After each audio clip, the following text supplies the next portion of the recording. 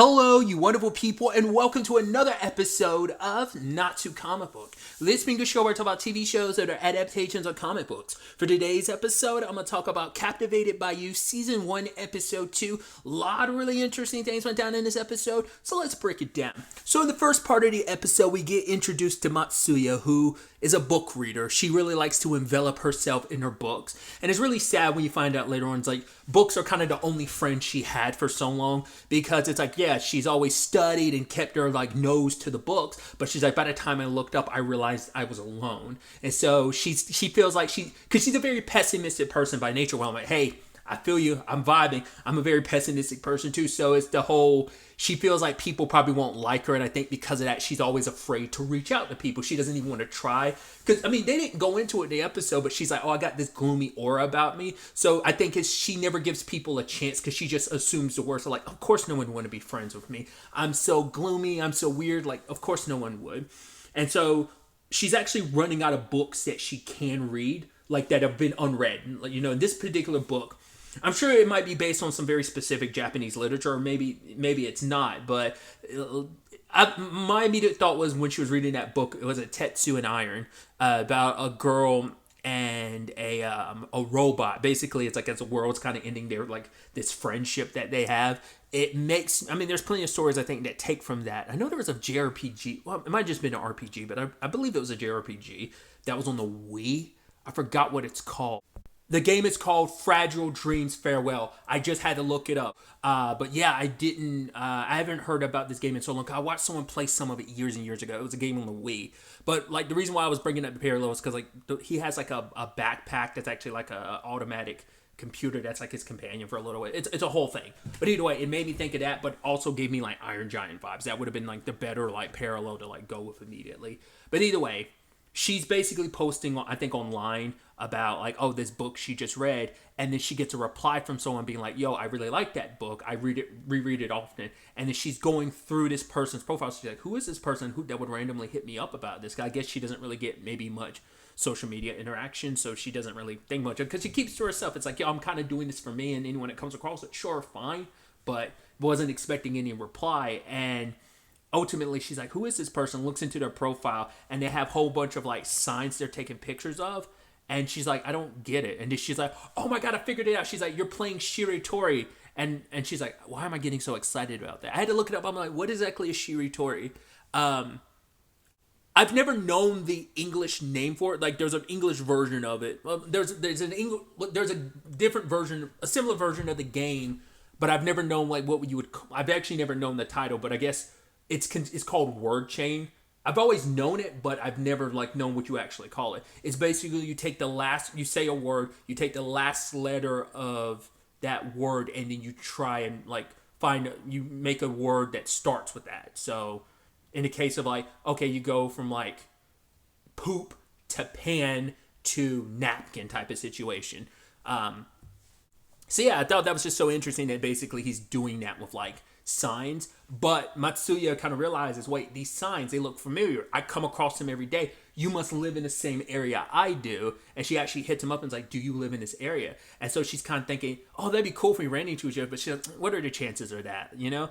And then it's not until she's like getting off the bus the next day and she happens to notice she hears she's about to get on the bus. She's waiting at the bus stop, and she hears the clicking of like a phone of like someone taking pictures, and she turns around and it's Hayashi. I was like, oh my God, right. That's what Joji caught him doing at the beginning of last episode. Because we never did get an answer to what he was doing. He's playing Shiritori. I was like, oh my God, that's actually such a neat through line to make that come full circle like that. I was like, that's so neat. And so she asked him, is like, yo, are you this person online? He's like, oh, the three potato siblings. And both of them, I think because they're so bashful, neither one of them knows how to talk to each other face to face. They're sitting on benches side by side, but a little gap between them. And they're not even looking at each other. You know, it's like, ask his name. He's like, oh, Hayashi. And she's like, oh, I'm Matsuya. It's interesting because she gave her full name. He only gave his last name. But I think it's because they're very socially awkward individuals. And she doesn't know what to talk to him about. And because for her, it's like, I'm going to an all-girls school. So she's like, the last time I talked to a guy outside of my father it's been so long. She's like, it might have been back when dinosaurs, before they went extinct. And I think it was supposed to be a flashback of her at a museum. And she's like, oh, that's dumb. Like, what are you doing? Getting so inside her head is actually really adorable, because it's like, oh, I go to this school. And she's like, oh, it's kind of boring. And it's like, oh, you must go to this school. And he's like, yeah, I do. And it's just like, and she's like, oh, what do I talk about next? What do I do? The conversation's dead, which I'm like, oh my God, as a socially awkward individual who is terrible at small talk, I'm like, I feel so seen. I'm an awkward human being. I was even more awkward in high school. I think I did a decent enough job of hiding it to some extent, but she's kind of inside her own head. She's like, oh my God, what do I want to talk about Tatsuya and Iron? That way we have something to talk about. But when she turns, he's gone. And she's like, of course. She's like, I must have scared him away with like, she's like, she had referenced something, and she was like, that was stupid. Why did I even mention that? And she's beating herself up about it. But then he comes over, and he had actually went over to get like some potatoes. It might have been like a sweet potato. And for her, it's like, yes. You know, she felt happy because she thought like, oh my God, you're still around. And so she's like, Hayashi, would you like to would you like to be friends? And then his response was, I'm sorry, but we can't, or something like that. And she's like, oh, I'm sorry, I'm being so presumptuous. And she ran away. And he looked like, because I initially thought was like, oh, he's going to, the thing is you ran away too soon, but he was going to say like, I thought we already were. I thought that's where that was going to go. But, you know, he looked like he was about to say something. I was like, oh, did he completely misinterpret the situation? What? And she's like, oh, she was beating herself up. She felt so stupid about it. She's like, I'm so crazy for even thinking he'd want to be friends with me. So it's not till she's like home later, she's reading the book. She's like, right, let me go back to the comfort of my friends, the books. And it's not till she reads the story between Tetsuya and Iron that she realizes like the girl had asked the robot that. And he responds like, I'm sorry, I can't do that. And she's like, wait, what? And then she's reading it again. And it's like, that can't be right. And she's like, that's got to be a coincidence, right? And so we cut to like the next day, and he's reading the book, and he's like trying to say the line from the book. And, you know, Joji's there. He's like, oh, how does it sound? It's like, oh, that sounds like something you say in a bar or something like that. I think he thought like, oh, like he probably, because they're such big fans of the book, he thought, oh, you're quoting that book. Okay, cool. I'm going to say this line. Like, it might be a thing of, because he's socially awkward, he interpreted it that way, or he was trying to be funny, not funny, but be like, oh, I thought you'd get it because you love this book so much. I thought you'd get the reference. And then he probably realized like, oh, maybe it's the way I said it. If I said it more properly, maybe she would have been on the inside of it.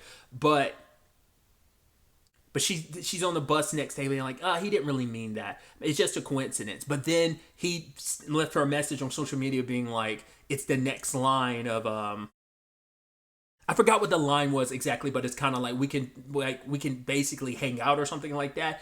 And then she types out, I would, but then she stops and she tries to take a picture, you know, doing like, okay, I'll find the eye on this side. I got to find a wood. And then Hayashi walks by. He's like, oh, if you're looking for wood, there's a sign over there that has that word for you. And they're laughing and having fun.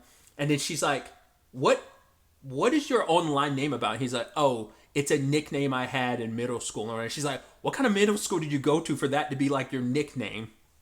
But I thought that was just kind of a nice, neat way to wrap that all up. Obviously, the storylines are obviously intertwined and connected, mainly separated, but there is interwovenness between them. So I'm wondering if she like one of the few friends, because like outside of Joji, we didn't really see Hayashi really interact with anyone last episode. We seen like some people talk to Joji, so like it seems like he's got friends and people he communicates with and sits down and has lunch with, but it seems like Hayashi kind of keeps to himself because he's a bit of an oddball, and I think that's probably why like him and Matsuya are going to hit it off so well, because they are both oddballs in their own way. So it just kind of just a beautiful and sweet friendship thing I thought was kind of nice. As you know, I'm a sucker for a friendship story, you know, so. And now moving on to the second and final part of the episode, where we get introduced to Komatsu, a middle school student who is entering a artist competition, and he's trying to find his muse. He's trying to find somebody that he can paint. And one of his friends like, well, you could do me. He's like, well, you can't sit still for 5 minutes. And he's not the type that's like, oh, I can't use a photo or a picture, because for him, it's like, it needs to be a live model to kind of add, I think, more depth and much more an experience in the drawing process. And then I completely misinterpret this, but of course the person he's drawing is Hayashi, but when Hayashi's like out there drying his potatoes and the guy sees like Komatsu's name written, when he sees his own name written, I thought that was him being like, wait, that's Hayashi getting your attention, being like, I know you're drawing me. So I thought that's what it was. He rushes over there and it's like, oh, confronts Hayashi. He's like, actually, there's two things. One, that's actually my canvas you've been using. It even has my name there. And it's like, oh, wow, it really does say that name. So it's like, yeah, you committed theft. And then Hayashi looks the other way. He's like, yeah, I guess you're right. He's like, why are you acting like a dog who knows they've done something wrong so you're looking the other way? He's like, you can keep the canvas to do what you want to with your potatoes, but you have to basically let me draw you. When they're kind of first testing it out and stuff like that, there's this interesting conversation about, well, we find out Hayashi actually draws. I guess like looking at his family's menu, which we find out like, and it makes sense, but his family's house is the restaurant as well. But he drew the dishes for the menu, which I was like, oh, that's actually really dope. It's like, oh, that must be dope. Like your family owns this restaurant, and he's like, I like Chinese food, and I think Hayashi was like, I don't. Maybe that's also why he asked Joji last episode. It wasn't just about like, oh, because my family works in a restaurant and you'd be someone I can approach to about Chinese food. It's also he probably needs an outside perspective because he doesn't enjoy Chinese food, so he needs to know what people like about Chinese food. And I'm curious if it's just he just naturally doesn't like it, or is it like one of those things of you grow up around something and eat it enough, you grow sick of it, because it's almost like you see how it's all put together and it's just basically a part of your life that you're just like, I want to eat everything but that type of situation. So there's a person that was working in the back. I don't know if his dad or that's just a worker there. I don't know if that was done on purpose or not, but when he was like, I don't like that, the person kind of sinks a little while, but that could just be them working on something. But I did like the timing of it made me almost feel like, was that them, their body like language being like that was in response to what Hayashi said, but I'm not sure. Because the whole conversation, all that it stemmed from like Hayashi saying like he prefers to draw than rather be a model, but he's like, right, I'll do it because you asked me to, Komatsu. So obviously he serves as his, like I said, his model. And I did think it was interesting, and I like it does come full circle at the end of the episode about how, if you notice, like you could see Hayashi looking at, because he's staring straight ahead, and you can tell like, because Komatsu is like, I can't tell if he's looking at me or not, but it's like you could tell he's actually looking at Komatsu's reflection while he's drawing. But that gave him, so he technically is looking at you. But especially how that ties into like the whole Mona Lisa, which I never knew that was a thing. Mona Lisa was drawn by Da Vinci in a way so that no matter where you stand, it always feels like Mona Lisa is looking at you. But for Komatsu, it's like no matter what angle he went from, he could never tell if she was actually looking at him or not. And he's getting that same feeling from Hayashi because it's like his eyes are so mysterious. Komatsu also brings up something interesting that, which I really love, that I forgot to talk about it. Matsuya brought this up last episode too because of him doing the whole shiritori of it all. It's like, oh, you must have a lot of time on your hands. And the same thing is said by Komatsu this episode where he's like, oh, you have a lot of time. He's like, no, I don't have a lot of time on my hands. I have a lot of time to kill type of, or something like that, of that ilk. But as we know, Hayashi does everything he does because he's trying to enjoy the freedom of being able to do whatever he wants while he can. So, that was something we discovered in episode 1. So that, the shiritori as well as like all of this is kind of plays into that. And they actually have it's a really profound discussion where it's like, oh, Komatsu, have you ever drawn, like, why don't you draw on like a big canvas over there? Which Komatsu's kind of like, I don't want to do that because if it's something, like, what if it turns out like crap? Then like he feels like it's a waste of a big canvas if you draw something and it ends up being terrible. For him, he would want to kind of like redraw it. It's like what if it ends up being like a giant turd or something like that? Which even Hayashi's like, oh, like I would like that because he himself has never drawn on a canvas, and for him it's a conversation of if you're going to do it, why not go big, either go big or go home? So it's like, if you're going to draw something regardless, might as well just be on a large canvas, no matter how messed up it comes out to be, even if it ends up being a giant turd. So I like that. And so we come day after Komatsu coming to get Hayashi, and we see him just fiddling with stuff, and he makes this giant, like, elaborate contraption of just like, okay, this domino, like, device, and the last thing that pops up is a flag that says cute, and then it's just like, and I love that it's Joji standing behind him. So I guess Hayashi has not let this whole cute thing go, that even now he's still throwing it in Joji's face. But like 3 weeks later, the drawing is finally done. And it's actually just really beautiful thing where Komatsu's like, actually, I want you to put the final touches on it. He's like, see, there's a canvas here. I want you to actually draw something on it. It's like, that would mean the world to me, because you can draw really well, and I think it would add the final touches. You know, it's like, right, the whole point of having the big canvas is the sky's the limit, so, you know, the limits are limitless, so you can draw whatever, you know, but it's like, right, in this situation, you're confined to, you know, the limits, but still. And Hayashi's so happy about it. He's like, oh, maybe I draw a giant. He's like, maybe I'll draw a turn. And Komatsu's like, please don't do that. But it turns out, sadly, Komatsu did not win the competition, you know? And it's like, oh, that sucks. Despite all that effort and how great it is. And even Joji, like, finds out, like, wait, Hayashi, you can draw? He's like, oh, yeah, you should come by the art room. It's over there. It's so great. It's this amazing thing. He's like, I'll go if I feel like. He's like, well, even if you don't feel like, you should go. And Hayashi's over there giving some of the dried potatoes to the bird, which even you see the bird spitting it out. It's like, because even Hayashi himself said, oh, yeah, it's actually terrible. So... But Komatsu's a little down on himself because he's like, oh, I thought it was so great. I wanted to win an award. But for Hayashi, it's like, well, the artist is the one who determines the value of the piece.